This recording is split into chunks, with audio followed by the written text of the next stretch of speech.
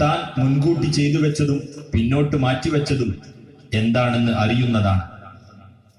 ഹേ മനുഷ്യ, ഉദാരനായ നിന്റെ രക്ഷിതാവിന്റെ കാര്യത്തിൽ നിന്നെ വഞ്ചിച്ചു കളഞ്ഞതെന്താണ്?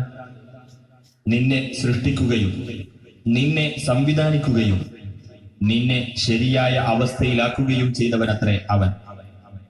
താൻ ഉദ്ദേശിച്ച രൂപത്തിൽ നിന്നെ സംഘടിപ്പിച്ചവൻ അല്ല, പക്ഷേ പ്രതിഫല നടപടിയെ നിങ്ങൾ നിഷേധിച്ചു തള്ളുന്നു. തീർച്ചയായും നിങ്ങളുടെ മേൽ ചില മേൽനോട്ടക്കാരുണ്ട്, രേഖപ്പെടുത്തി വെക്കുന്ന ചില മാന്യന്മാർ.